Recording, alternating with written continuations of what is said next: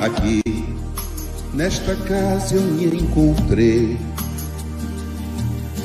Entrei e aqui dentro vi saída. Sim, foi nessa casa de amor que as benesses do labor cicatrizaram minhas feridas. Depois de muitos e muitos passes, estudo e a água da paciência, religar e religuei, filosofiquei, tomei ciência. Aqui, nesta casa de oração,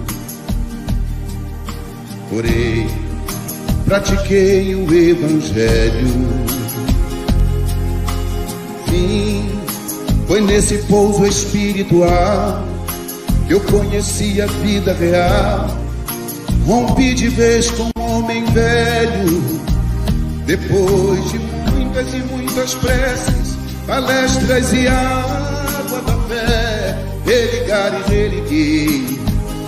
A casa, quando é santa, é posto de emergência, hospital de alma, dissipando dores, transcendentes traumas, frente de serviço que a todos levanta, pronto atendimento de Deus, oh Santa Casa Santa. Eu fiz amigos do peito, pessoas com quem posso contar. Atendimento fraterno, culto do evangelho no lar. Sim, nessa oficina de Jesus, chorei cantando quanta luz, com as vibrações desse lugar. Depois de muitas e muitas quedas, me fortalecendo na fé, religar e religuei.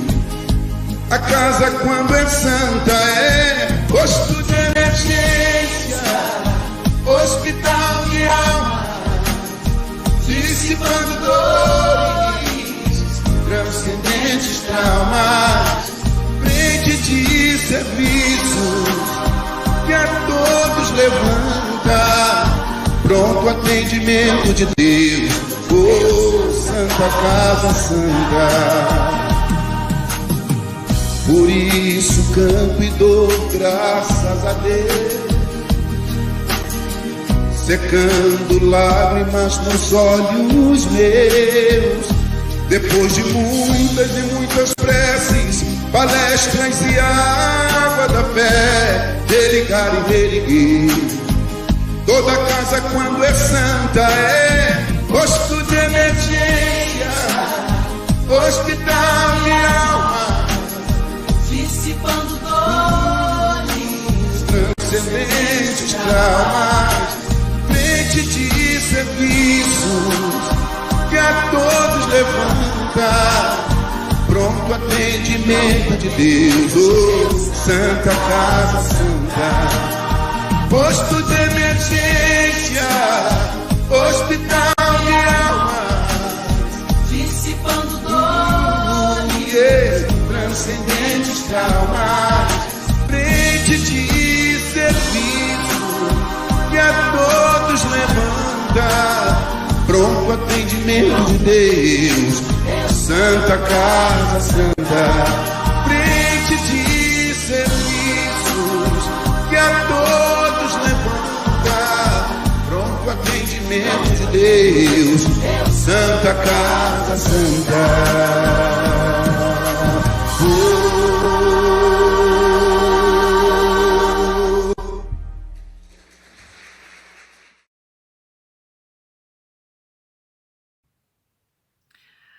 Boa noite, meus queridos amigos. Boa noite, meus queridos irmãos.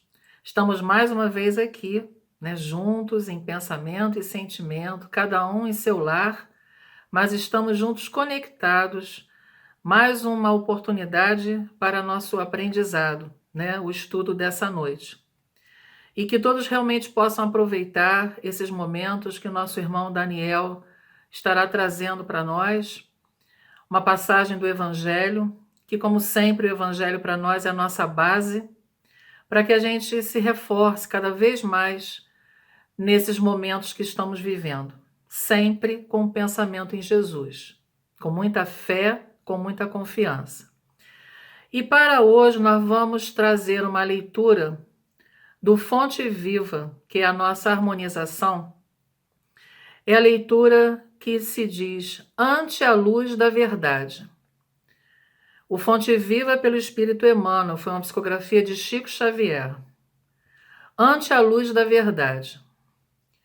Conhecereis a verdade e a verdade vos libertará. Disse Jesus, está no Evangelho de João, capítulo 8, versículo 32. A palavra do Mestre é clara e segura.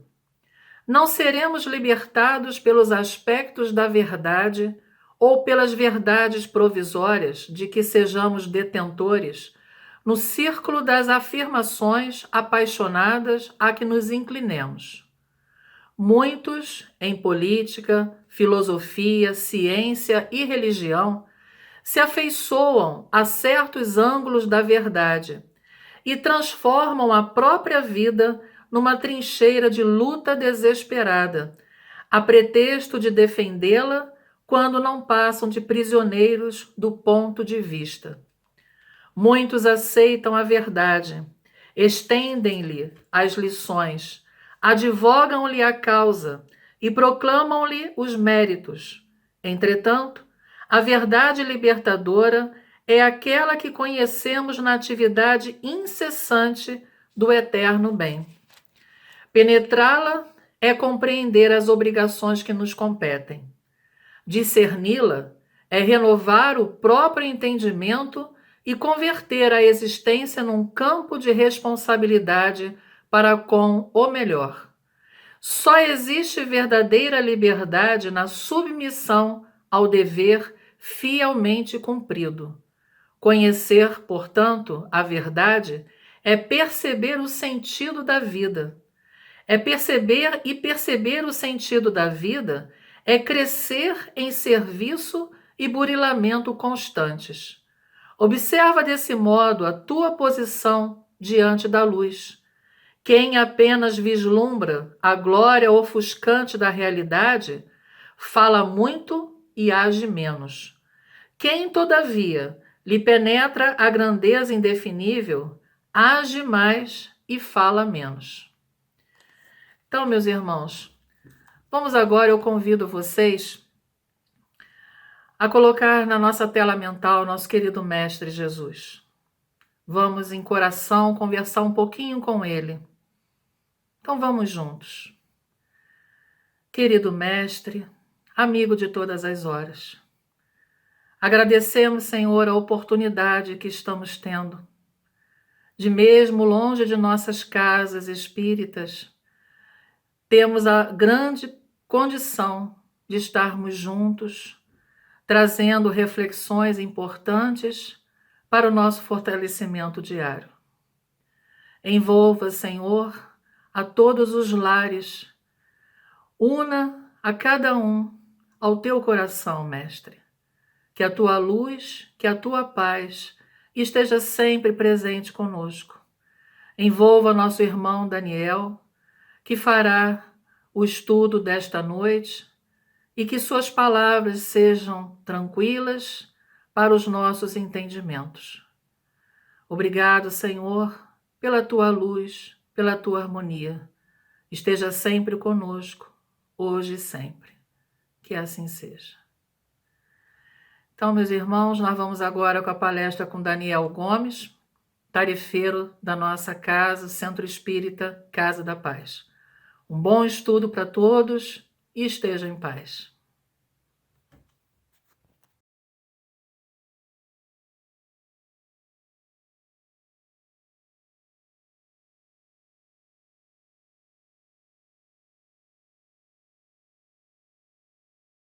Boa noite a todos, sejam todos bem-vindos, encarnados e desencarnados. Hoje de forma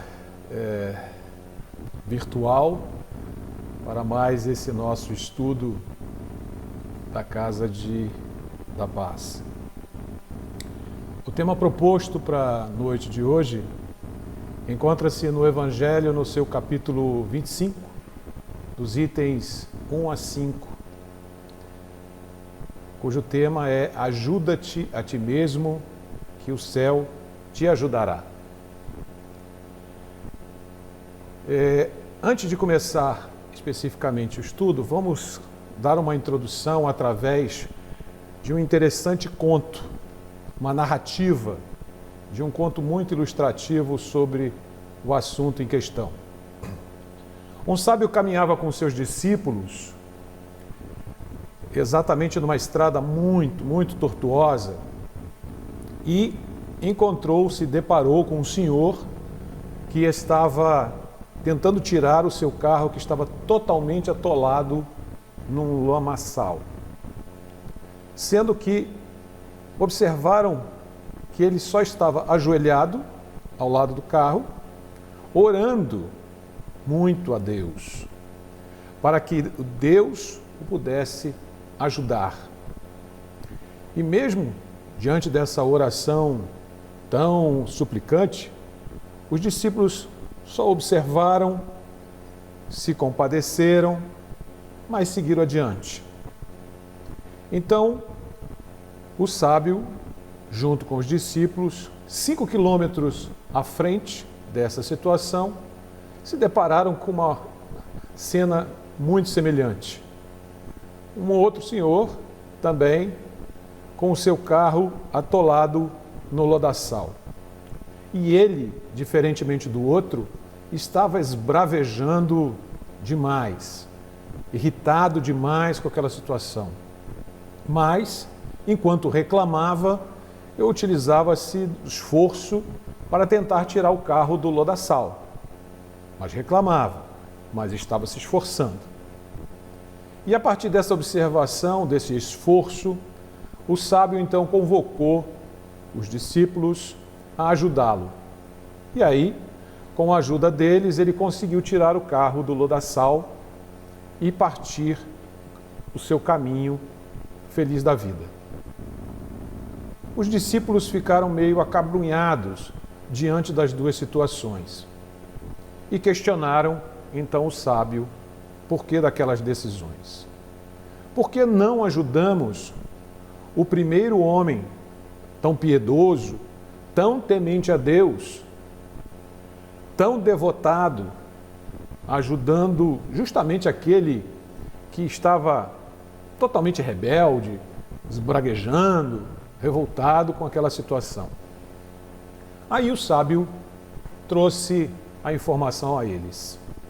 Aquele que orava, na verdade, aguardava que Deus fizesse o serviço dele, a tarefa que competia a ele. Já o outro, embora revoltado, desesperado pela sua ignorância, empenhava-se e por isso mereceu o nosso auxílio. Poderíamos dizer que esse conto sintetiza as reflexões dessa noite. Nós precisamos ajudar-nos para que o céu nos ajude. A tarefa primeira, notadamente, sempre será o nosso esforço. E por mais que estejamos imersos dentro de uma grande ignorância, por mais que estejamos dentro de uma imensa rebeldia, na revolta, na pouca lucidez, nos cabe investir na lei do trabalho. Porque realmente a coisa é de nossa conta. Então não é o fato de ser religioso ou não, de ser espírita ou não, católico ou não, que nos garantirá que abraçamos o compromisso com a nossa evolução espiritual, mesmo que sejamos até ateus. Importante nesse desempenho nosso, nesse nosso empenho, é que o trabalho venha melhorar, e fazer da caridade, na realidade, uma lei universal, profundamente praticada, independente dos rótulos que tenhamos.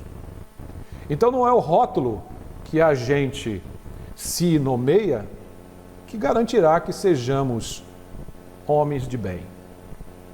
Porque na descrição que Kardec nos traz, ele apresenta sobre o homem de bem, no Evangelho segundo o Espiritismo, ele não rotula quem são cristãos, quem são espíritas, não há rótulo, mas somente as características que são apresentadas neste capítulo daquele que, através de suas boas ações, constrói um homem de bem.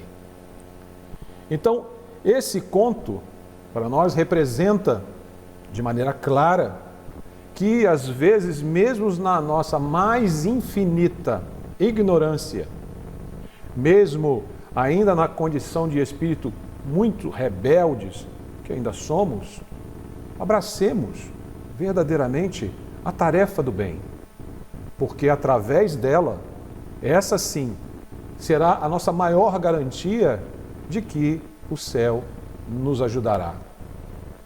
Porque nem Jesus, nem o Pai Todo-Poderoso coloca como condição para nós de auxílio a condição de ser dessa ou daquela religião. Mas nos pede e nos convoca verdadeiramente para o trabalho de sermos servidores fiéis. É a partir desta condição que nós podemos sim ser ajudados pela espiritualidade superior. Adentrando mais dentro do capítulo 25 do Evangelho segundo o Espiritismo, Kardec nos traz justamente a passagem de Mateus no seu capítulo 7 do Novo Testamento. E ele nos diz: pedi e se vos dará, buscai e achareis, batei a porta e se vos abrirá. Porquanto quem pede, recebe, e quem procura, acha, e aquele que bata a porta, abrir-se-á. Qual o homem dentre vós que dá uma pedra ao filho que lhe pede pão? Ou se pedir um peixe, dar-lhe-á uma serpente? Ora, se sendo maus, como sois, sabeis dar boas coisas aos vossos filhos, não é lógico que com mais forte razão vosso Pai, que está nos céus, dê os bens verdadeiros aos que lhe os pedirem? Isso encontra-se em Mateus, no seu capítulo 7, versículos de 7 a 11. E o que Kardec nos mostra, nos observamos, no Evangelho segundo o Espiritismo, no capítulo 25, ele vai falar apenas do buscai e achareis. Essa passagem também poderia ser completamente utilizada no capítulo 27, pedi e obtereis, quando ele vem falar justamente para nós sobre a prece. Então Kardec, mesmo sendo na mesma passagem evangélica, ele faz este recorte, exatamente a fim de tornar muito mais didático para nós ainda essa exploração profunda do Evangelho. Olha a consideração que Kardec ainda traz dentro desse capítulo para nós. Ele coloca que, segundo o modo de ver terreno, a máxima buscai e achareis é semelhante exatamente à outra: ajuda-te e o céu te ajudará. Essa, na realidade, é o princípio da lei do trabalho e, por conseguinte, a lei do progresso. Porquanto o progresso é o produto do trabalho, desde que este é que põe, na realidade, em força as ações da nossa inteligência. Muito interessante essa conexão que se faz exatamente entre um elemento e outro, e tão necessário para nos informar exatamente da ajuda que o céu poderá trazer para nós. Essa interpretação, ela é muito interessante, porque às vezes a gente tem a perspectiva muito acomodada e a gente diz que buscai e achareis, é só a gente ficar ali pensando um pouquinho, esforçando-se um pouquinho nas orações, que rapidamente o milagre acontece. E que nós somos atendidos em todos os nossos pedidos. Meus amigos. Mas, quando ele associa o ajuda-te, que o céu te ajudará, ele na realidade nos coloca no centro da responsabilidade dessa ação. Então não fica de braços cruzados, esperando o milagre descer dos céus. Ele nos convoca, nessa condição, a uma ação imediata. Precisamos sair da acomodação, precisamos abrir mão de nossa preguiça, sair da condição de vitimização que nos colocamos várias vezes, de ficar justificando, de querer colocar que sempre o problema é do outro e não é nosso. E que infelizmente a gente está sofrendo muito por essa e por outro motivo, sofrendo muito no nosso país por causa de diferentes governantes que já tivemos.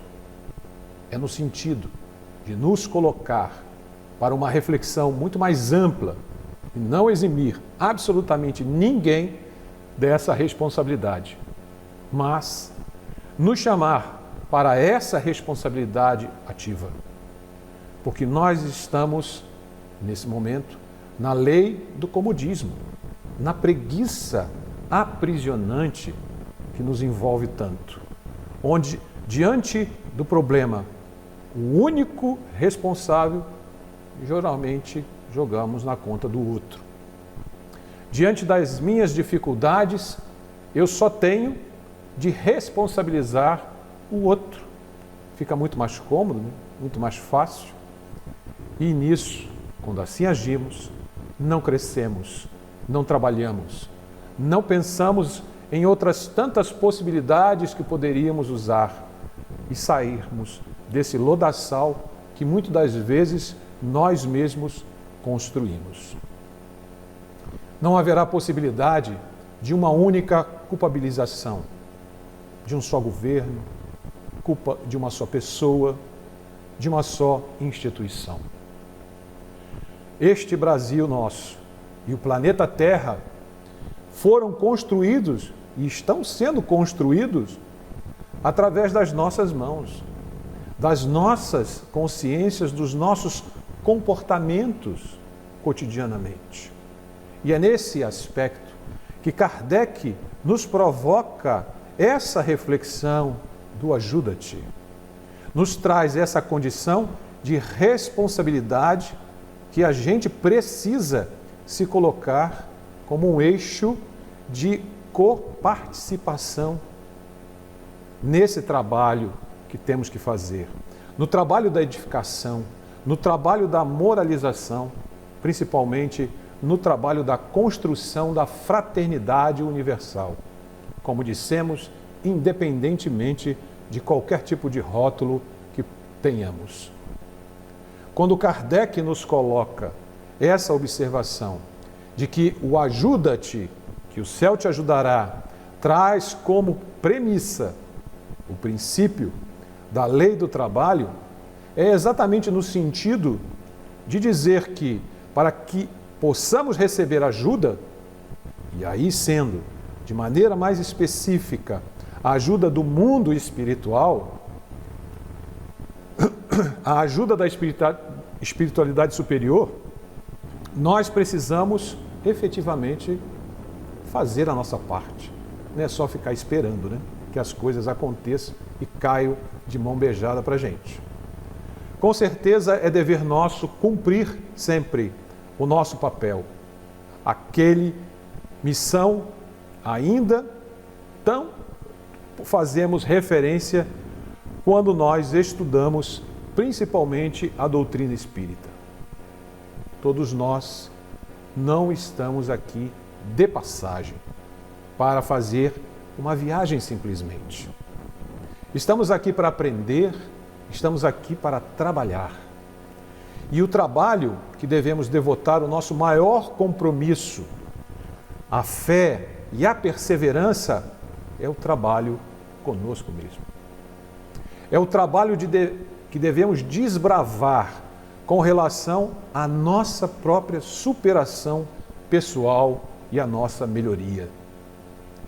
É por isso que Kardec enquadra, e de uma forma precisa, o espírita como aquele que se esforça contra as suas más tendências.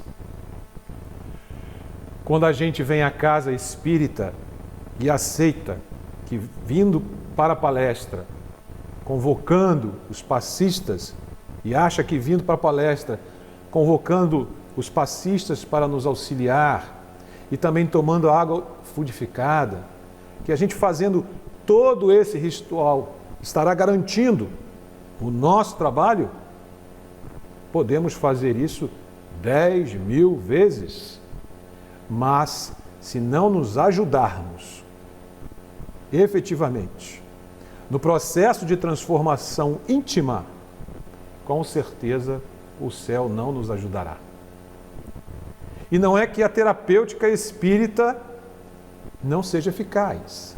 O problema é que o receptáculo está contaminado. O remédio é bom, mas o paciente é muito complicado.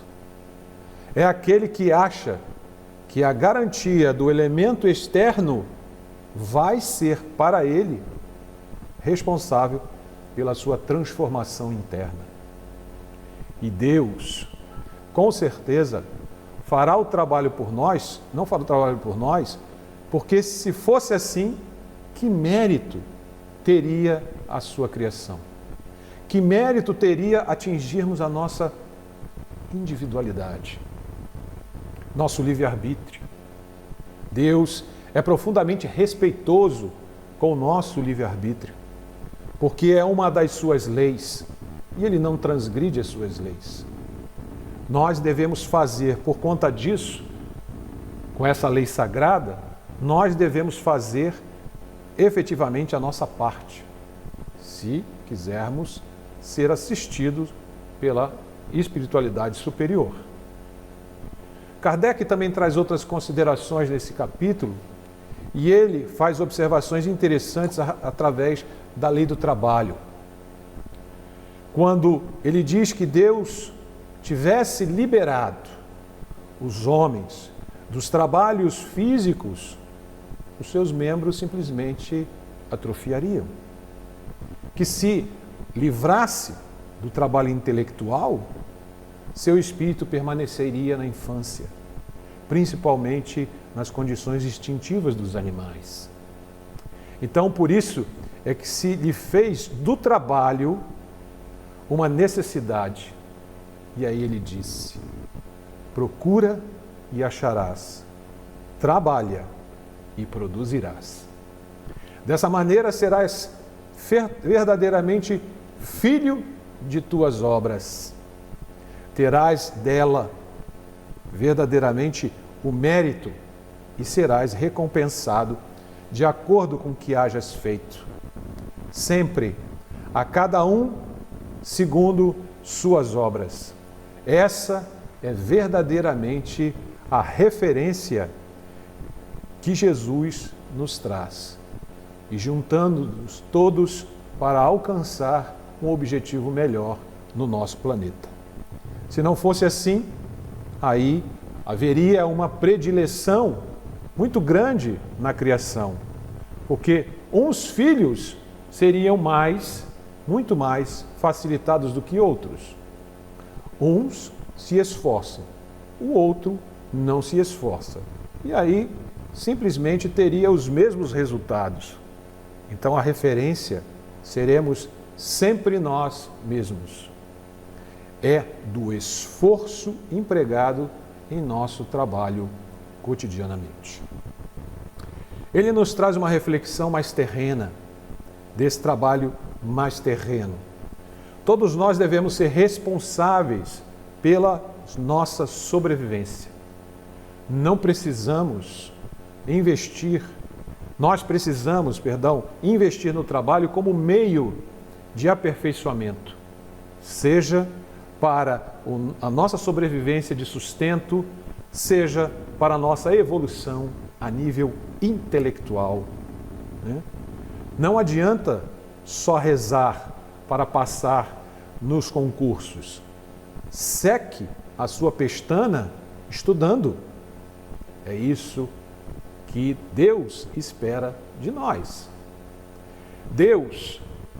Dessa forma, Deus nos ajuda. Nós teremos dele, então, a ajuda, inclusive da espiritualidade, para que a gente, durante aquele concurso, fique calmo, fique tranquilo, não surte na hora da prova. E teremos, então, uma memória mais ativa, porque, na realidade, estaremos ali relembrando o conteúdo de todos aqueles estudos realizados em noites incansáveis que passamos, deixando de fora várias noites de diversão, porque queremos alcançar um objetivo maior, mais concreto, em relação ao seu futuro e às vezes da sua família, quando notadamente às vezes se faz um concurso para melhoria salarial e então a melhoria da família como um todo. Isso é reconhecimento por mérito e Deus é justo. Então, aquele que muito se esforça, com certeza muito irá merecer. Então precisamos efetivamente nos esforçar a fim de que possamos nos superar e sairmos dessa existência bem melhores do que quando aqui chegamos. Essa é a finalidade da evolução do espírito, simples e ignorante, com a destinação à sua melhoria constante.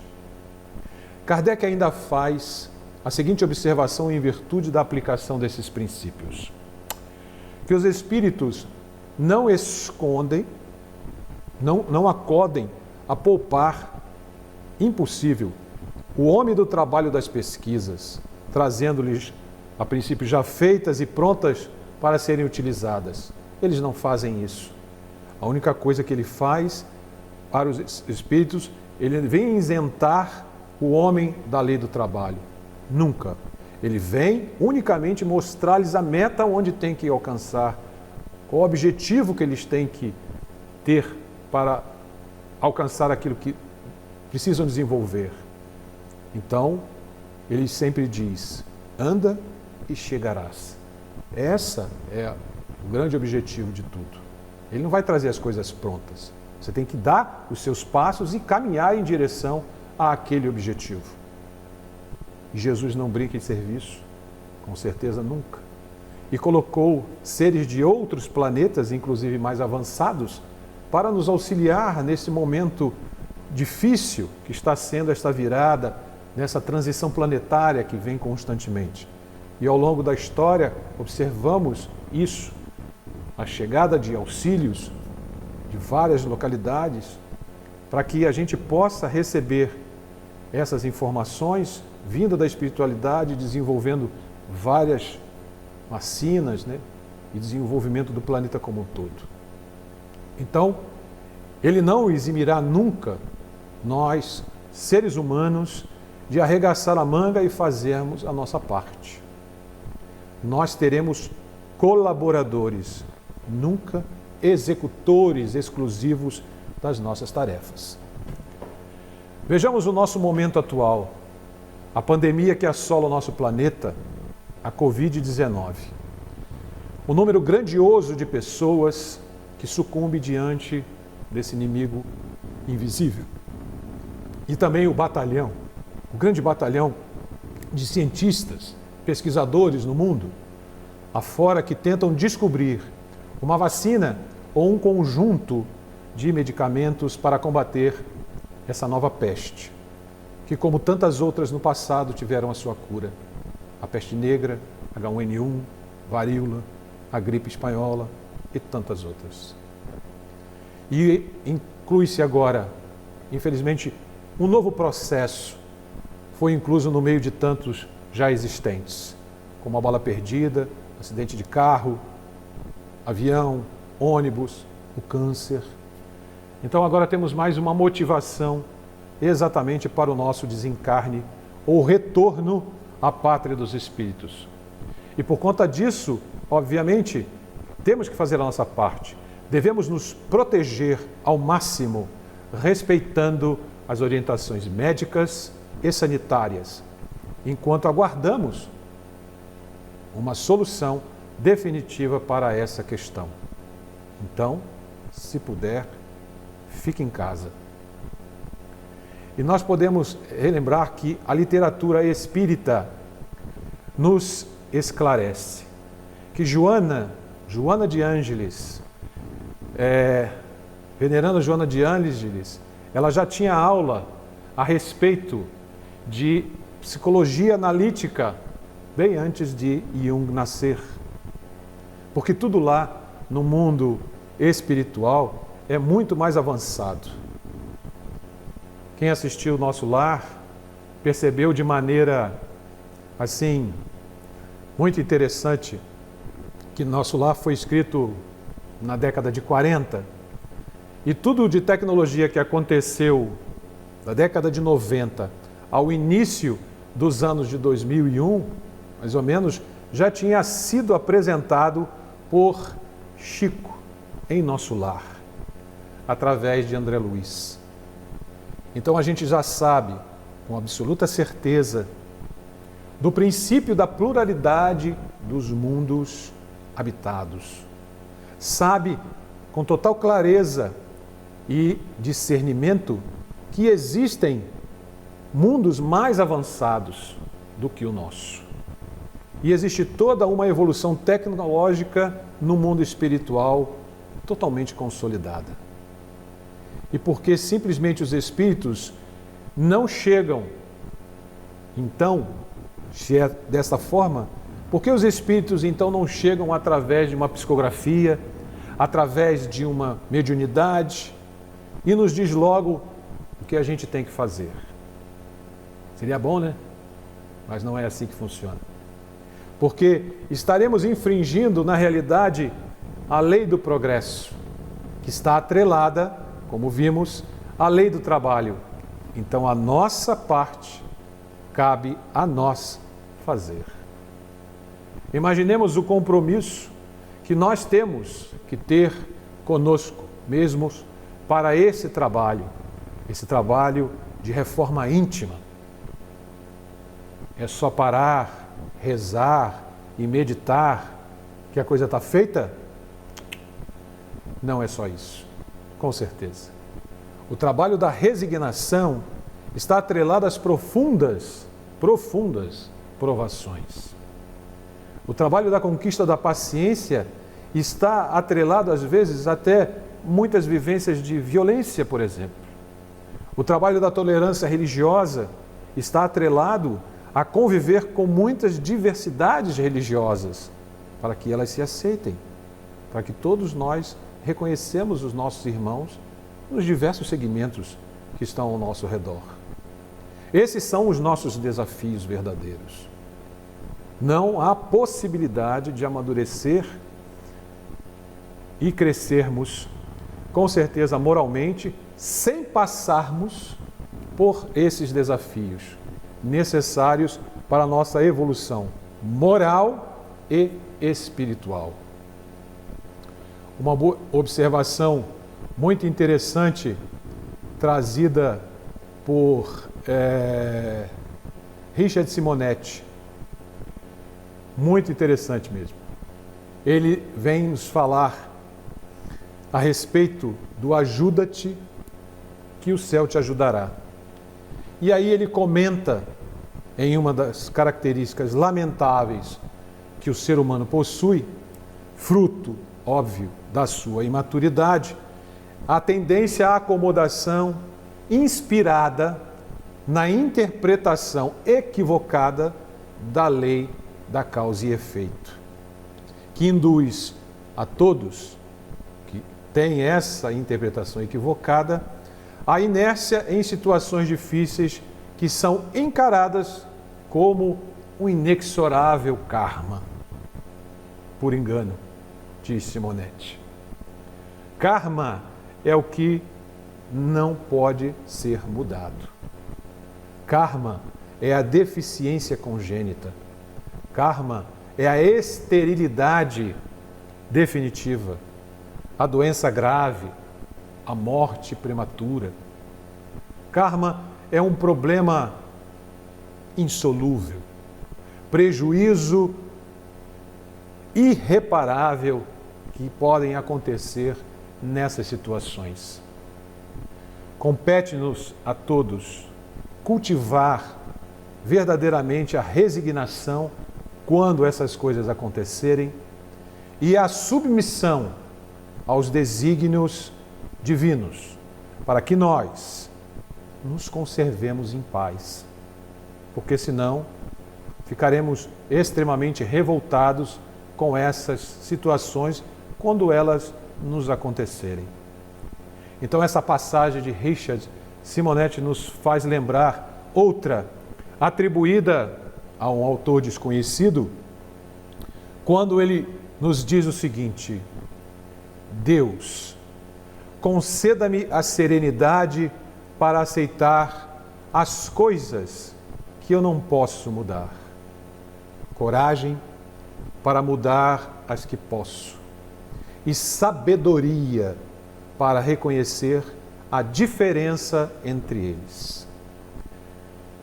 Isso é parte da oração da serenidade e que é muito usado por grupos de apoio, especialmente os alcoólicos anônimos. Então, muitos homens supõem, sendo Deus onisciente, sabe perfeitamente daquilo que carecemos, daquilo que precisamos, e que tudo fará, na realidade, para nós, sem que precisemos pedir-lhes nada, nem darmos a Ele qualquer incômodo. Infelizmente, demonstram com esta atitude que não compreenderam absolutamente as promessas do Evangelho. Primeiramente, a razão de pedir não é informar a Deus do que precisamos, nem lembrá-lo algo que porventura tenha esquecido.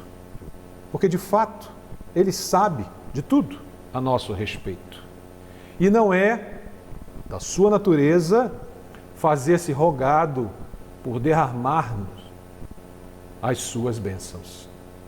Não é isso. Como o pedir, confessamos desta forma a nossa indigência, a nossa fraqueza.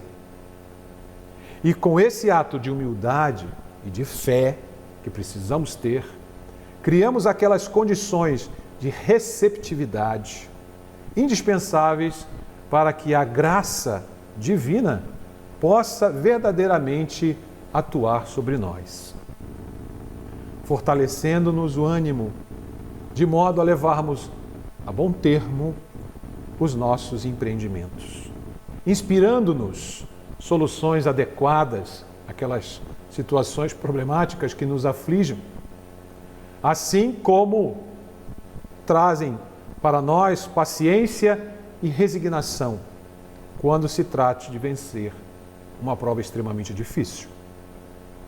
Não basta, porém, pedir. É preciso, em complemento, procurar e bater. Isto significa que nós temos que nos mexer, que trabalhemos persistentemente até atingirmos o objetivo pretendido. A outra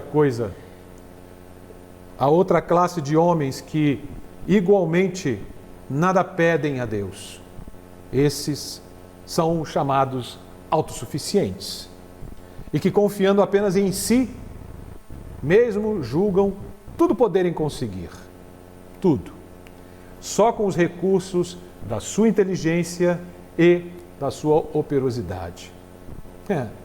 A esses, Deus não castiga, o que erroneamente as pessoas acham, mas simplesmente abandonam-os às suas próprias forças.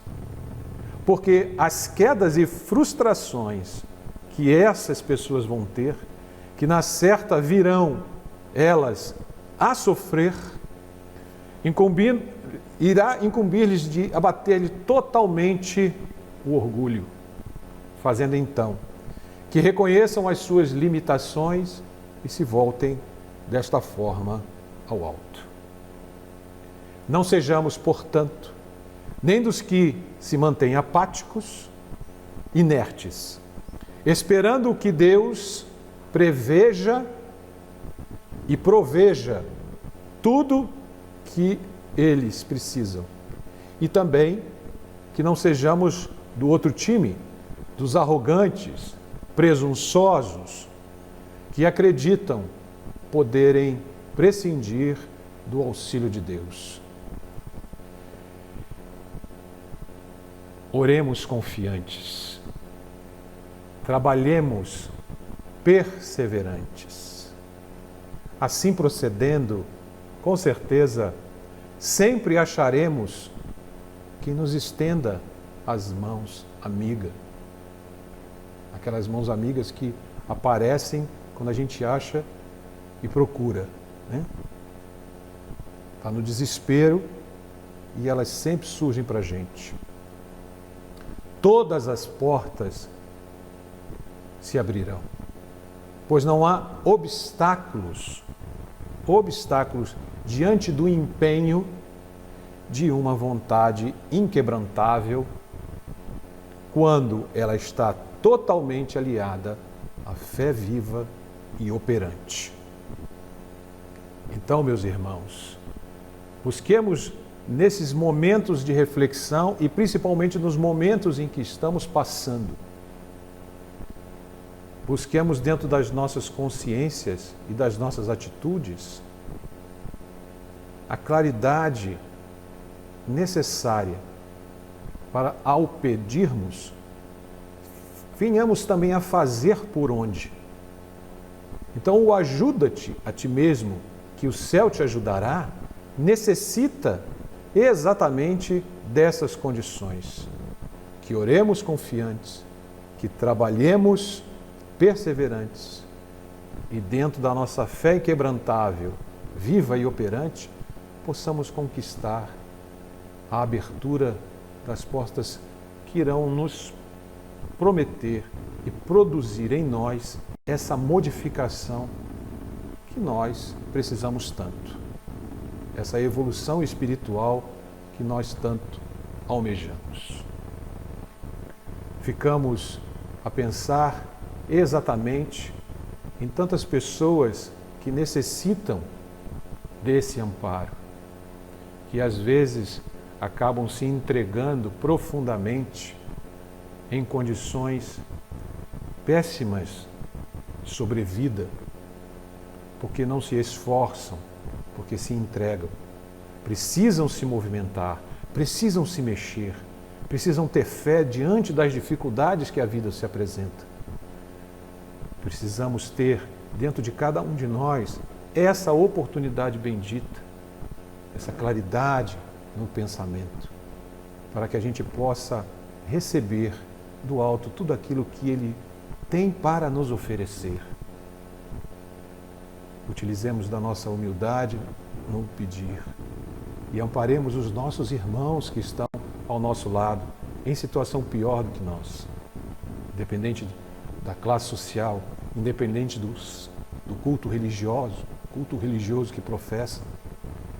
Precisamos ter a consciência que todos eles estão ao nosso lado por um motivo. E nós precisamos ampará-los e estarmos juntos com eles, aprendendo e ensinando a cada instante. Vamos terminar o nosso estudo fazendo a prece de encerramento. Elevemos os nossos corações exatamente ao alto e pedimos, Mestre Jesus, por esses momentos de dificuldade que passamos. Que possamos, Senhor Jesus, apaziguar as nossas mentes, esclarecer o nosso coração e pedir a todos esses cientistas, a todos esses pesquisadores, que sejam influenciados pela espiritualidade superior, para que eles possam trazer para nós, como aconteceu no passado, em outras calamidades, exatamente, Senhor Jesus, os elementos necessários ao nosso refazimento físico e que possamos buscar, na essência do amor ao nosso próximo, o refazimento da nossa condição espiritual. E que os governantes desse planeta possam efetivamente estar imbuídos do auxílio, do amparo a todos aqueles que passam por momentos tão difíceis. Que o Mestre Jesus nos ampare e nos proteja a todos. Que a espiritualidade seja sempre conosco, hoje e sempre.